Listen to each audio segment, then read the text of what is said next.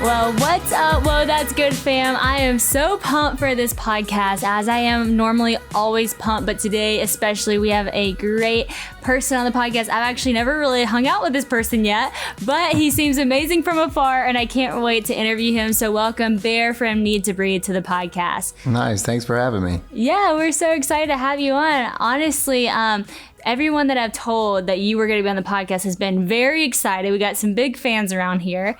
Nice. And I would be lying if I said I wasn't. Actually, whenever, I saw I was going to get to do this podcast, I was so excited because in high school, me and my brother, I remember it so vividly. We'd have all the doors off to the Jeep and we'd crank up Washed by the Water. That was our song. And one of my favorite songs still is Difference Maker. I love that song. So we've been listening to y'all's music for a long time. So I was very excited to have you on the podcast. And we're going to get into talking about your new album, Into the Mystery, soon. But first, I have to ask you the question that I ask everyone. What is the best piece of advice that you have ever been given? I thought about that a little bit, and that's a tough one. There's a bunch of ways I could go with that, but I think the best advice I've been given is to remember that everybody has a story, and that if we don't know it, maybe we shouldn't be rushing to judgment on that story. That's good. I think I'm especially someone who has a microphone in my face a lot, and it's easy to kind of weigh in, you know what I mean? But it feels like every person I meet, that story is so extenuating and crazy. And so anyway, it's something I need a reminder of. That's so true. That's so good. It's even this is so for the now, but with the Simone Biles thing with her stepping out of the Olympics, that's a classic example of everyone has a story. No one knows.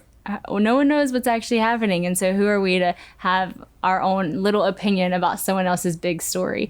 So that's such good advice. I love that. So a lot of people know you from Need to Breathe, or I know you have your own stuff going on now too, but let's backtrack to just your family life, because I know my listeners are typically a lot of college girls and are suckers for relationship stories.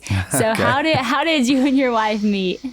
We met in college. We went to the same school, a little school in South Carolina called Furman.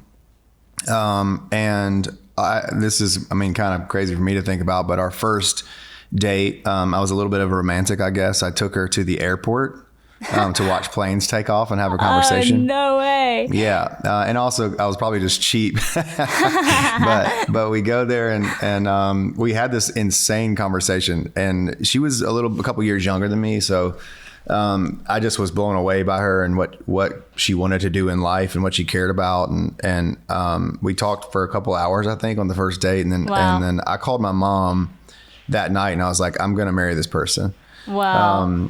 Which is probably silly to think back, but I just knew there was something to this. And then we dated a little while, and then she was a freshman in college at the time, and she would admit this to you, that she kind of got a little agreeable, if that makes sense. You know what I mean? She just was kind of and I think I was a junior at the time.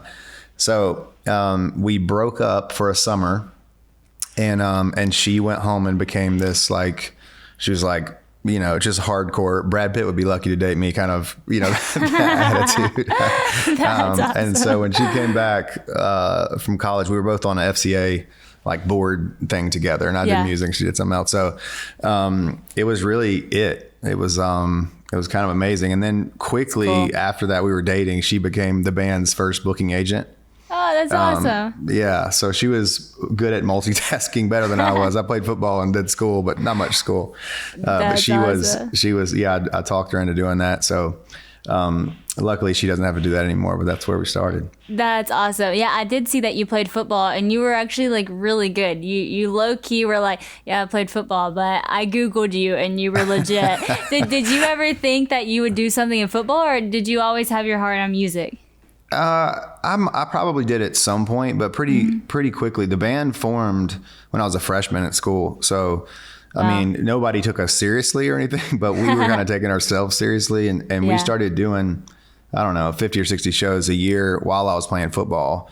Wow. And so, I think I knew pretty quickly, no matter where the football thing went, I wanted to do music. That's cool. Yeah, which was an insane choice when you're in college. It just does, it doesn't, especially at a good school. I was getting a scholarship too. Yeah, my parents were like, sure. you should do something with this education you got given. Oh my gosh. but Hey, yeah. sometimes it works out. Like my grandpa, people know him as like the duck commander, but 40 years ago or so, he was playing football and he was actually ahead of Terry Bradshaw at his school. He was the starting quarterback. Then he Yeah. left football to build duck calls, and everybody thought he was crazy. And that was way crazier than starting a band. You actually had some good direction and some There you go. promise. Had He went something with duck going, yeah. calls. That's really cool. So how did Need to Breathe come to be? You said you were a freshman. Yeah, just we were the annoying kids on the hall, and like with the djembe and a couple of acoustic guitars. It's very coffee house-ish vibes for a while, and we just wrote songs. I never really was the kind of cover band person. I never knew. I mean, still to this day, I know how to play like 3 other people's songs. So I just was trying to write songs and figure it out, and we were just probably taking it way too seriously, to be honest with you, at the time. But we knew it was kind of a calling. And I think I knew I was kind of waiting on that calling to happen in my life. I grew up with a preacher as a dad and that kind of thing. So I was like, that felt natural to me. And then sort of when I stumbled on the music thing, I was like, oh, this makes a lot of sense. And we just started playing like the clubs around town, honestly. And we made a little circle a little later about like 5 hours around our campus. We got to be the biggest band in that circle or whatever, you know. But it was a lot of self-promotion and just hard work, really. Because even when I got out of school, the band was together for like 4 more years before we got signed. Wow. So, you know, there weren't a lot of up arrows pointing for us at the time. But so that's kind of, I think that sort of rootsiness is sort of still ingrained in us, and also an appreciation for kind of what we have. Yeah. It was a long, slow climb, if that makes sense. No, that's cool. Yeah, because I think a lot of people see people where they're at when they make it big, and then they want to do that, but they don't know that takes a lot of years, and that takes a lot of hard work. So what you said, you kind of felt like it was your calling, but even in that, I love how you were like, we wanted to be like the biggest band here. So where y'all are at now, has that just like far exceeded any expectations that y'all ever thought your band would be? For sure. I had zero idea honestly, our biggest goal at the time was just play the club in town and try to sell it out, 500 tickets, you know? That's awesome. I remember like our second album, that's the first time that actually happened in the Southeast. We've been playing all these places like 20 times, opening for people and all that stuff before they sold out the very first time.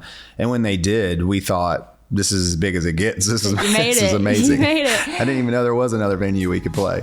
That's awesome. Hey friends, I want to tell y'all about Liberty University. If you haven't already heard of it, it is an incredible college with also a huge online presence.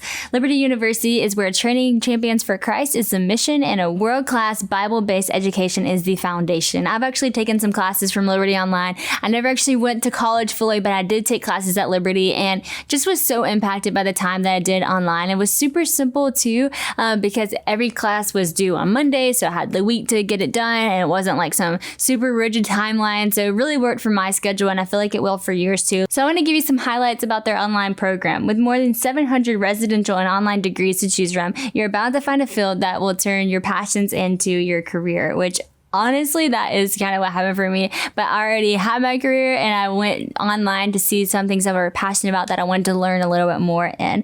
So more than 450 online degrees from the associate's to doctorate level. Tuition rates are in the bottom third of the leading online universities. All courses are taught from a biblical perspective, which is also why I really loved it, because I felt like I was learning about the Bible constantly. Liberty has more than 300 undergrad and graduate degrees, a 7,000 plus acre campus. It's actually absolutely beautiful. My brother went to Liberty. Both of my brothers went to Liberty. So we've toured the campus many times, and it's really incredible. State-of-the-art facilities, more than 100 student-led clubs, 20 NCAA division programs with an FBS football team, over 40 club sport teams, and more than 200 intramural sports, which my brothers also played and had a blast. Plus, Liberty offers multiple scholarships and discounts to help you achieve your dreams at the price that you can afford, all while learning from skilled professors and forming relationships relationships with other students around the globe. To start your future now, go to liberty.edu/Sadie. And because you're a Whoa, That's Good listener, you'll get to get your application fee waived. So friends, don't wait. Go to liberty.edu/Sadie now and get started on your future. So what was y'all's like breakthrough moment, if you will, or was there? Because I feel like sometimes people look back and they're like, it just kind of happened slowly. But was there a moment for y'all that it really felt like a transition? I think the third record we made was called The Outsiders. Mm-hmm. And that record, I think, was the first where we sort of understood what we were doing all of a sudden. Like everybody thinks you're making music, which you are, but you're really trying to have a communication or like a conversation with your audience. And the music is just a way to do that, I think. Yeah, that's cool. And I think the bigger bands figure that out, that it's just a tool, you know?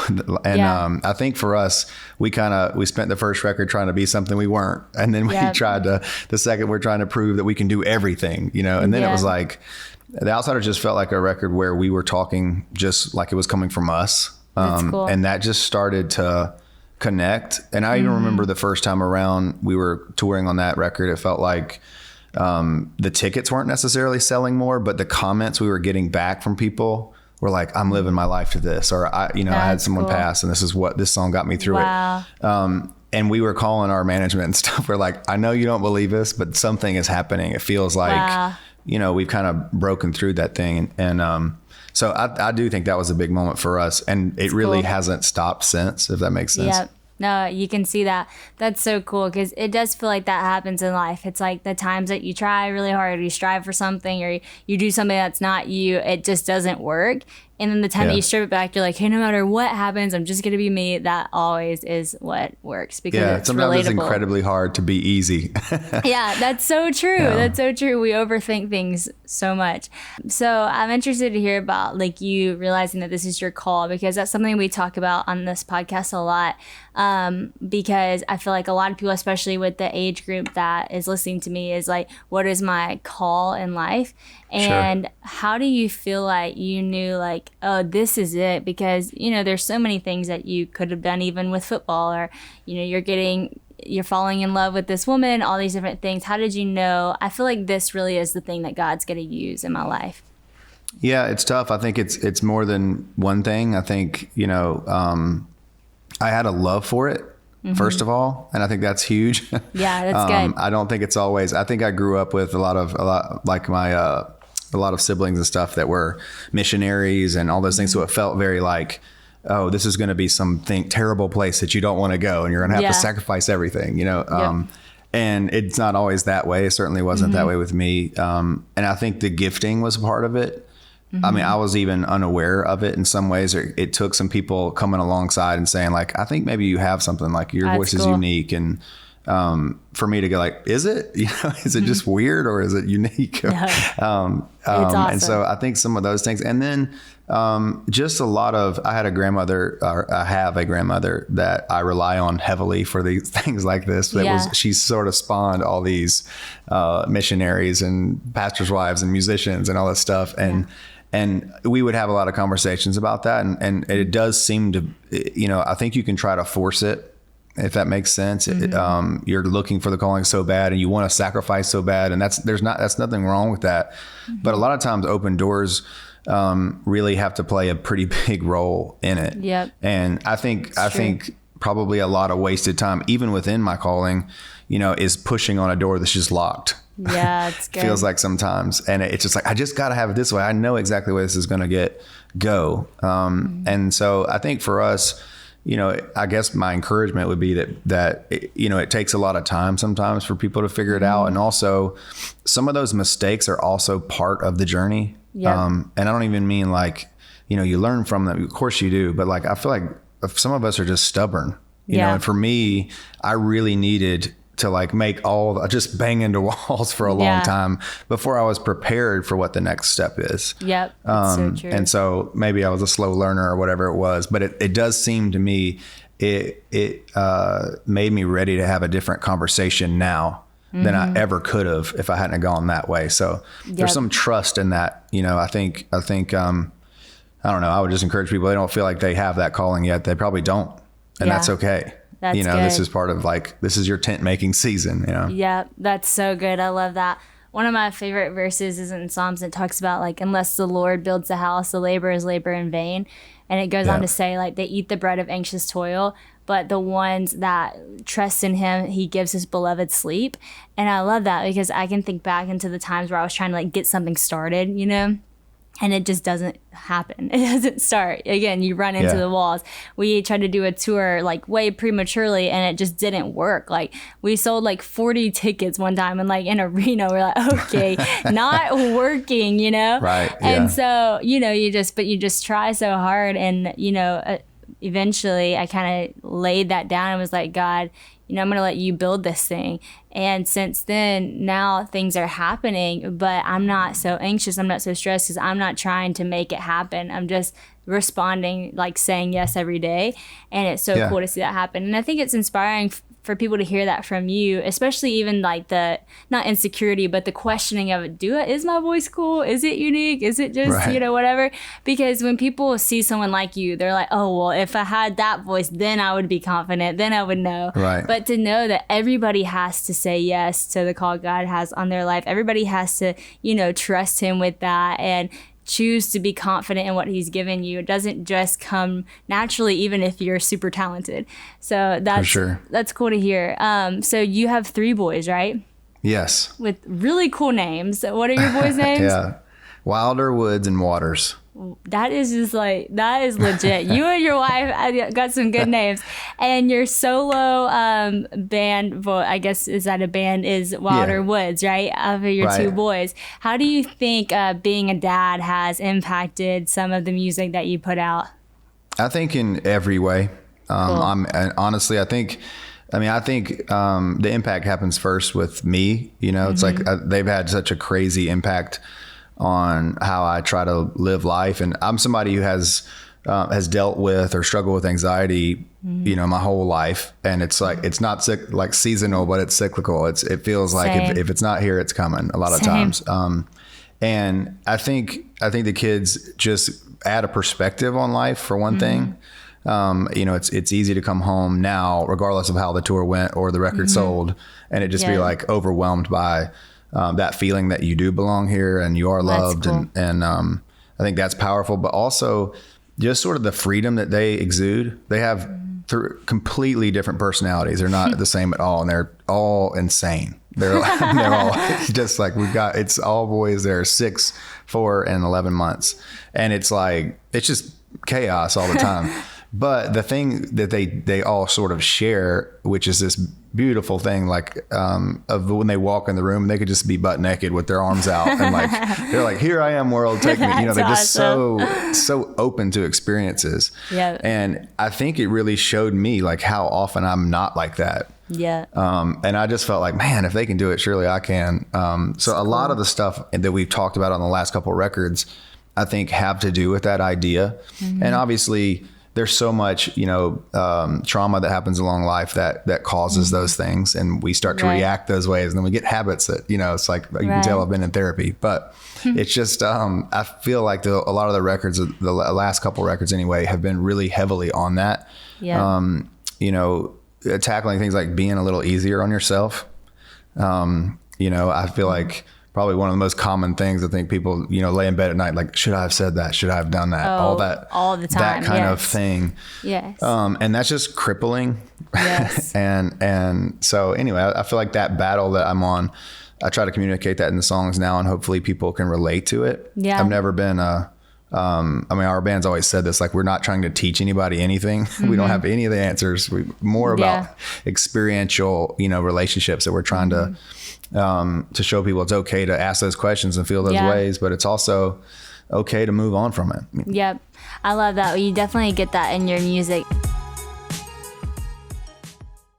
So I mentioned a little later on about how sleep is very important, and Helix Sleep mattress is coming through to help Christian and I get a better night's sleep when we do get to sleep with little honey girl, waking us up every now and then. Everybody was like, "Does she sleep through the night yet?" Well, maybe if she had a Helix Sleep mattress, she would. Helix Sleep is amazing. Like I said, you can go online and take a 2-minute quiz and fit a mattress that is perfect for you, that you and your husband will love, or just you. Hey, you know what? You do you, boo. You can actually just go to Helix Sleep and do the 2-minute quiz. It's so easy, and you can get a mattress that fits you, or for you and your husband. Y'all can do it together. And even if you have like different things that you like, they can make a mattress that's perfect for both of y'all, which is really cool. It has a lot of unique options on there. They have several mattresses and models to choose from. They have soft, medium, firm mattresses. Mattresses great for cooling down if you are hot, or mattresses great for making you feel more warm. Mattresses that are also great for spinal alignment to prevent morning aches and pain. And you can also get Helix Plus mattresses for plus size sleepers. So with our Helix quiz, I was actually matched to the Helix Midnight mattress because I wanted something that wasn't too soft and not too firm. I kind of like middle ground, and this was great for me. You can also say if you're a side sleeper or back sleeper, stomach sleeper. Christian and I both sleep on our side, so that's helpful too whenever you're picking out the perfect mattress for you. So if you're looking for a mattress, just go on the helixsleep.com/Sadie, take their quiz, just 2 minutes, and you're going to be matched to the mattress perfect for you, and it comes right to your door, shipped for free, which is so nice because if you go to a mattress store, you got to get that thing in your car, you got to get it all figured out, but this is so convenient. First of all, you get it perfectly fitted for you. Second of all, you get shipping free to your door. Helix is awesome, and it's been recognized by so many people. It was voted #1 best overall mattress 2020 by Wired magazine. Helix was also recommended by multiple leading chiropractors and doctors of sleep medicine as a go-to solution for improvement of sleep. So go to helixsleep.com/Sadie, take their 2-minute quiz, and they'll match you to the perfect mattress for you. And you are guaranteed the best sleep of your life.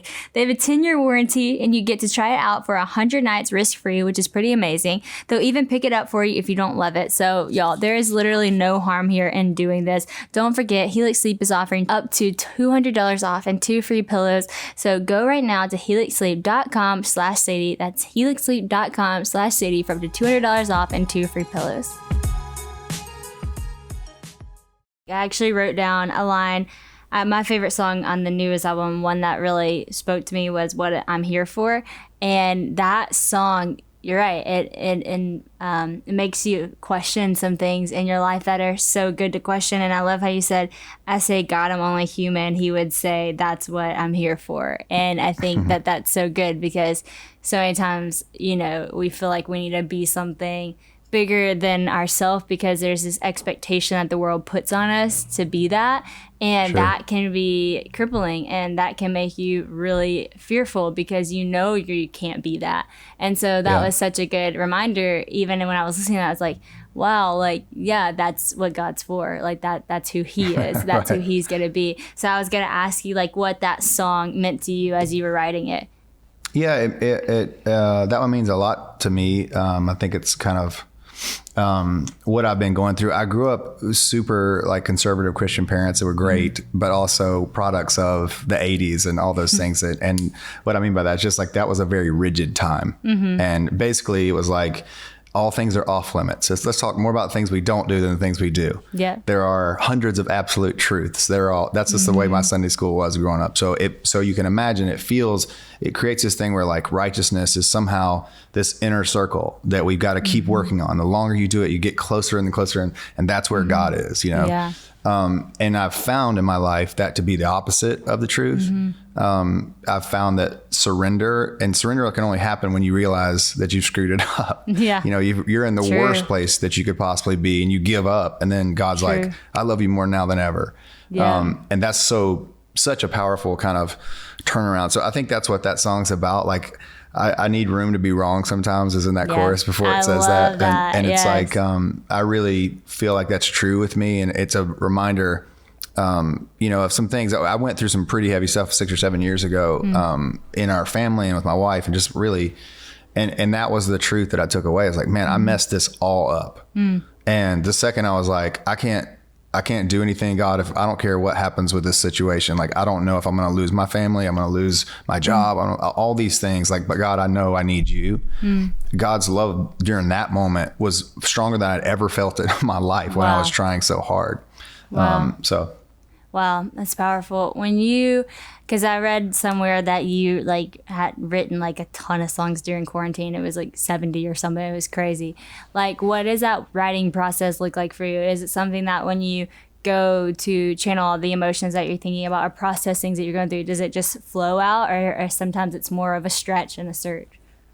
I could write every day probably if I just put myself in a space. Like, I really gotten into the sort of, not a ritual, but almost like this thing, like I want to make the room clean and, put some incense on and like really get into a place. Right. So that's been, I could probably do that every day if I wanted.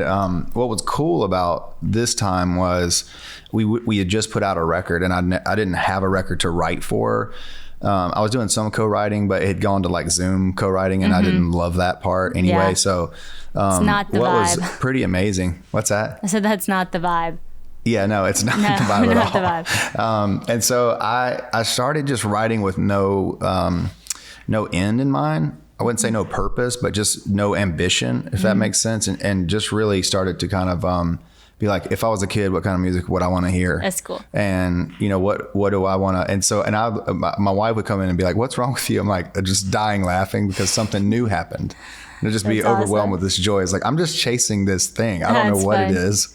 And so I had more fun sort of creating music than I ever had. And I would come in here sometimes and like, I'm going to write a country song, even though I can't write country songs, or whatever it is, That's fun. And just have a good day with it. Yeah. And it's crazy that it turned into a record because it certainly wasn't the intention at the beginning. That's right. So this new record, Into the Mystery, that was not like what you had planned. It just kind of came to be. Yeah, because the band had put a record out like a year ago. Yeah, and I saw that. Even the label was like, we're not giving you money to make a record. I had to make some other reason to get the budget for the record, actually. That's funny. So it was just, so that was just very freeing. Like, wow. I don't think art is a means to an end. But in music, you can get on that sort of schedule where it's like, oh, well, next year we got to have some content. We got to have whatever it is. Yeah.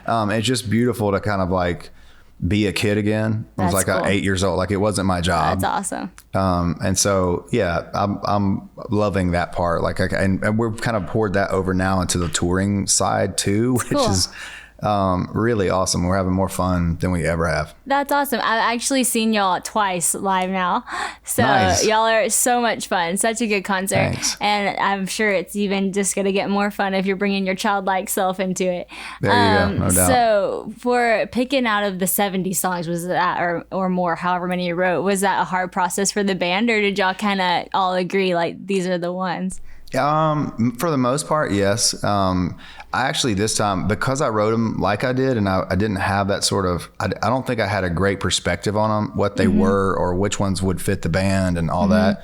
And so I really relied on Josh and Seth, the bass player and piano player. Cool. I would call Josh almost every day on FaceTime and be like, play him a little bit of it. I'm like, is this dumb? Because this is not a normal formula of writing songs, That's cool. And he was so great with that. Like, he'd be like, yeah, I don't love it. I'll see you tomorrow, whatever. And then it's like, so really I let them pick a lot, which was also very freeing to me. It's kind of like, look, I'm not driving this train. Yeah.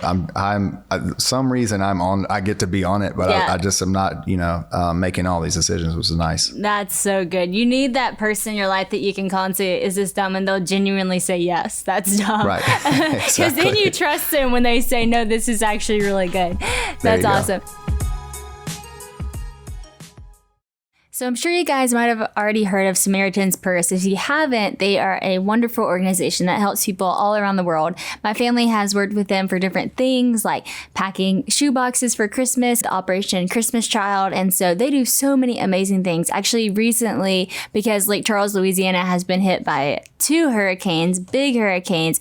They have sent volunteers down there that are helping with several different things like removing mold, tearing out drywall, and helping rebuild homes. And so Samaritans Purse all around is just doing wonderful things. I know another thing that they're doing is there's this little 3.5-year-old boy named Dio from Uganda who just had a life-saving heart surgery in the United States. And that's all because of Samaritans Purse making that happen. It's really incredible. Samaritans Purse is an international relief organization that helps hurting people around the world in the time of crisis, and they do it all under the name of Jesus. For over 50 years, actually, Samaritans Purse has been helping victims of poverty, war, famine, persecution, and natural disaster here in the U.S. and actually all around the world. They provide medical care, clean water, children's heart surgeries, and other life-changing aids. They love to show Christ's love no matter what they're doing and no matter where they are. So go to SamaritansPurse.org/woe to find out how you can get involved with this ministry. Trust me, these are great testimonies of what God is doing and opportunities to get involved. Again, that's SamaritansPurse.org/woe to learn more.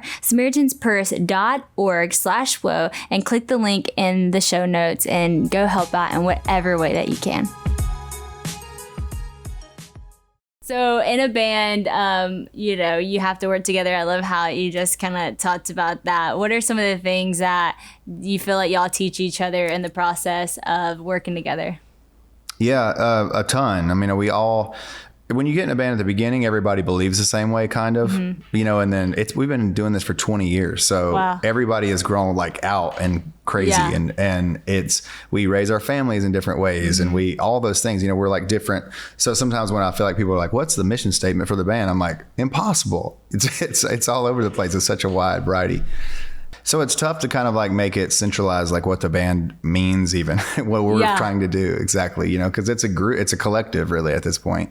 Yeah. But I think we do learn how much you just need each other. I mean, I think that's what everybody's been saying maybe from the pandemic. Hopefully that's a lesson everybody's learned. It's but the truth. I think for us, we just value the time and this time outside of music more than we ever have.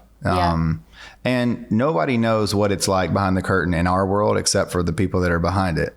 And so I think that's a really huge thing, to try to figure out how to empower the people around you to have that voice. I'm kind of I'm an Enneagram 8, which you know what that means. Like I'm ready to fight at all times. Yes. We I love a good fight.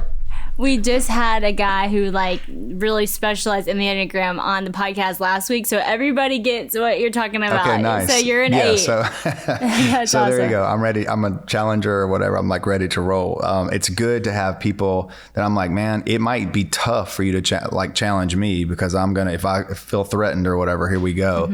And so I think the thing we've like really tried to train and teach and also it really has to do with the individual. I think is to empower them to have the voice when it comes times like, man, you're being whack. Like, we got to back this up a couple steps. Like, you can't talk to that guy this way, or you're looking at the situation all wrong. So I think a little healthy conflict, I guess, is something that we've tried to get better at. And I think it's huge. It's cool. It's awesome.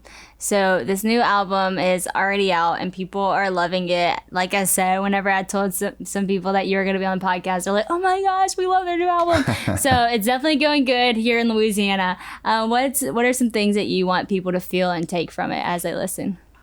Yeah, I think a lot of those lessons, I think that probably the biggest thing is it's okay to make mistakes. And that we are going to make them. And then the other thing is, the record's called End of the Mystery. It really is this huge question I have in my brain because I felt like growing up conservative Christian kind of thing, I felt sometimes like, and I don't think that was their intention at all, but I felt like if they loved me as long as I was like between these two lines, as long as I was doing what I was supposed to. Yeah. And I sort of resented that feeling and you long for that freedom to be like, to have people that would love you no matter where you go. Yeah. But now that I have kids and I'm telling them every day, like we have it written on our wall, like I love you no matter what you do. That's cool. And that's a lot easier to say than it is to do because they go to school and they hit somebody, And so I think I'm sort of wrestling with that in a way, you know what I mean? I'm trying to figure it out and live it out as good as I can. And at the same time, the band I think was going through a lot of those situations. So I don't know if it was meant to teach anybody anything, but just like to say like, we feel you, if you're feeling this way, if you're kind of off on a new journey. Cool. My brother left the band a couple years ago, which was kind of crazy. And then the pandemic happens, like you can't tour and all these, just a lot of uncertainties, I guess. And we felt really good about where we were going, but we were kind of not sure if everybody would go with us, if that makes sense. Yeah, totally. So I think that's, I think that's the takeaway. I hope it is. No, that's so good. That it's very relatable to a lot of people. Just with all that being said, and how, you grew up a conservative Christian, for your relationship now with God, do you feel like with this mindset of having that freedom, do you feel like it's drawn you a lot closer to him and has impacted your faith in a deeper way? I do. It's tricky because I think in some ways, the more I question things, the closer to God I am. I think the more real my faith is. Yeah. I feel like for a long time, it was like, I would never do that. I would never do that. And as long as all those boundaries are up there, it's like, are you really making a choice or what's happening here? Yeah. I think for me, it's been a really sweet time to go like, man, there's just so much grace and so many second, third, 15 chances that you get. Cool. I feel like I don't deserve any of the things that are going on now with the band, or to even be in a band still, it seems insane. So I'm just really thankful, and that feels very sweet. And I think it's, you've probably heard it with people talking about their kids, and you probably feel it already. But you look at your kid, you're not looking for something from them. Yep. You know what I mean? They really, my kid today literally pooped in the woods and it got all over his pants and everything. And I was like, bro, what are you doing? You're almost 4 years old. You can't do that. And still we get here and it's like, we hug it up and it's like, it's all good, It's awesome. And so there's something definitely to be said about, I feel about the way, I feel loved by God in spite of all my weaknesses. It's so cool. That's what you hear in your music, and just even with you sharing, it feels like such a relationship, and that's what's cool. I mean, I've experienced that with my daughter already. You're so right. It's like the way that you feel love for them when you have the revelation that that's how you're loved by God. It is, the most freeing thing and really very a cool feeling. Well, I've loved this conversation, and I think people are going to absolutely love the new album. Shout it out one more time, Into the Mystery. It's so good, and now you got a little bit of a backstory on how it came to be and a little bit of a backstory about your life. So thanks for sharing all of your stories. Seriously, I'm so impacted, and now I can't wait to go back and listen to it, knowing a little bit more of the heart behind it. So thank you so much, Bear, for being on the podcast. Of course. Thanks for having me. I appreciate it.